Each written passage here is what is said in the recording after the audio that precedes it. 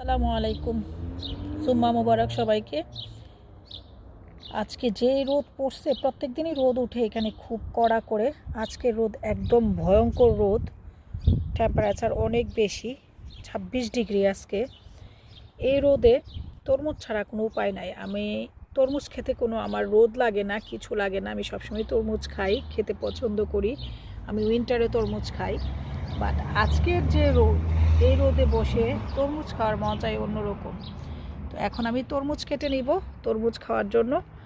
আপনারাও বেশি বেশি করে এই তাপমাত্রার মধ্যে, এত হিটের মধ্যে বেশি বেশি করে তরমুজ খাবেন, পানি জাতীয় খাবার খাবেন। যেসব ফলের মধ্যে পানি আছে সেসব ফল বেশি বেশি করে খাবেন।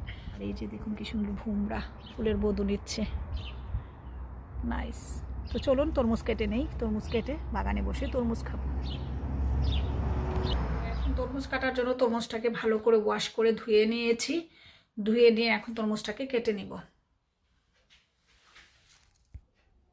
এই কিরে কিরে মধু মধু, এই যে মধু কাটছি। বাংলাদেশের মধু তো পাইনি, এখানে ইংল্যান্ডের মধু। আসলে ইংল্যান্ডের তরমুজ মধুর মতো মিষ্টি। এই কিরে কিরে মধু মধু। তাহলে ঠিক আছে, মধু কেটে নিয়ে এরকম করে। এবার আর ছোলা বা খোসা ছাড়াবো না, এরকম করে লম্বা লম্বা করে ফালি করে নিব। এই কিরে মধু মধু, মধু কেটে নিয়ে আসছি। এখন এই রোদে বসে বাগানে তরমুজ খাবো, ফ্রন্ট গার্ডেনে। কারা কারা তরমুজ খাবেন আমার সাথে জয়েন করেন। আমি আর আকসার এখন এই বাগানে বসে তরমুজ খাবো। কিরে মধু মধু, মধু খাবো এখন বসে। বাংলাদেশে তো বলে কিরে মধু মধু।